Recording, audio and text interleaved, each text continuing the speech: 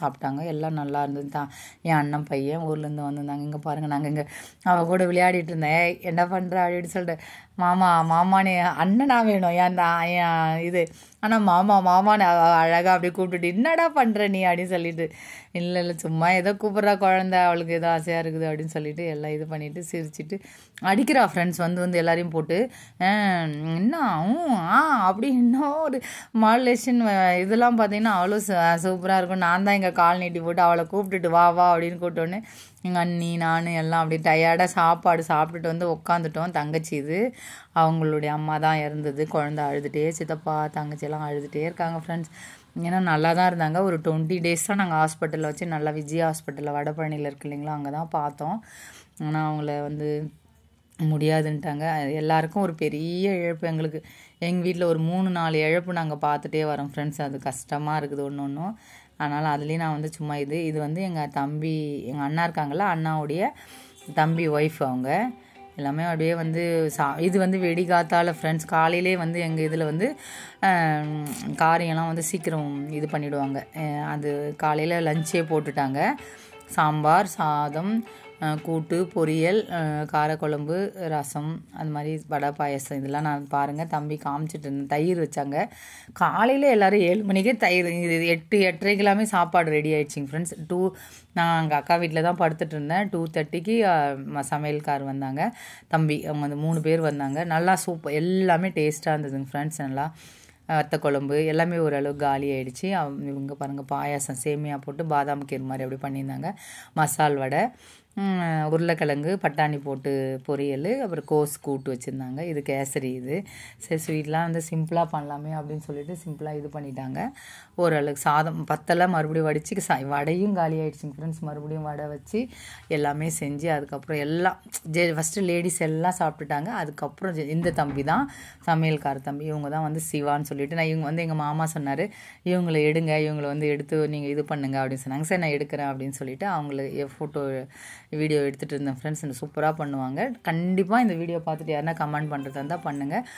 இதுதான் இலையில வச்சது எல்லாமே. நான் வந்து ஒரு பொறுமையாக நாங்கள் எல்லாம் லேடிஸ்க்கு எல்லாம் போட்டு முடிச்சிட்டோம். அதுக்கப்புறம் நாங்கள் வந்து உட்காந்தோம். ஜென்ட்ஸ் வந்து சாப்பிட்றதுக்குள்ளே லேடிஸ் சாப்பிடணும் அப்படின்னு சொல்லிட்டு இங்கே வந்து அப்படியே எடுத்துகிட்டு இருந்தாங்க. சாம்பார் எல்லாமே டேஸ்ட்டாக இருந்ததுங்க ஃப்ரெண்ட்ஸ்.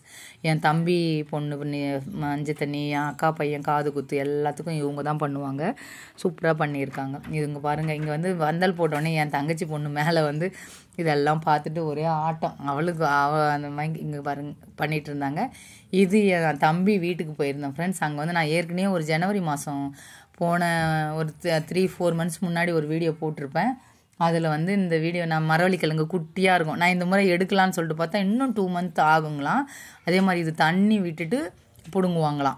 எனக்கு தெரியாது இது. நான் போய் எடுக்கிற வரவே மாட்டேங்குதுங்க ஃப்ரெண்ட்ஸ். இங்கே பார்த்தா எனக்கு ஒன்றுமே புரியல. அப்புறம் அங்கே தம்பி அங்கே நின்றுட்டு இருந்தான். சாமி இது வரவே மாட்டேங்குது என்ன அப்படின்னா, அக்கா இன்னும் 4 இருக்குது. அதே மாதிரி தண்ணி நிறைய ஃபுல்லாக விட்டுட்டு அப்படியே பிடுங்கினே வருவாங்களாம். அப்படி பிடுங்கிறது வரலன்னா அதில் ஒரு ஹோல்ஸ் பண்ணி அதில் போட்டு அப்படியே இழுத்துருவாங்களாம். பின்னாடி அதை எடுக்காதவங்க அந்த குச்சி விட்டுட்டு போவாங்களாம். வரவங்க அந்த மண்வெட்டி வச்சு எடுப்பாங்களாம். நான் இது ரீல்ஸ்க்காக சும்மா எடுத்தேன் ஃப்ரெண்ட்ஸ்.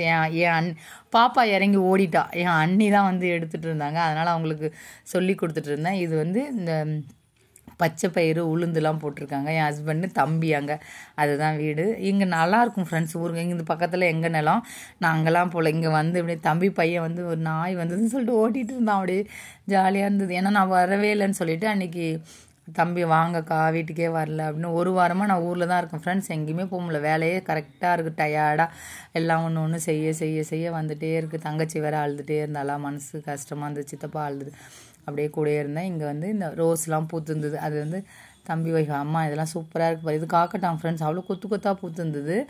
இதுவும் அந்த ரோஸில் கூட அப்படியே கொத்தாக இதுவாக இருந்தது. நம்ம மொட்டு இருந்தது. நான் ஒரு சிலர் தான் எடுத்தேன். அந்த பக்கம் போய் கொஞ்சம் நிறைய பட்டன் ரோஸ். இது வந்து ஒயிட் ரோஸ். இது செம்பருத்தி பூ அப்படின்னு கிணத்துல வந்து மேலேயே தண்ணி இருந்ததுங்க ஃப்ரெண்ட்ஸ்.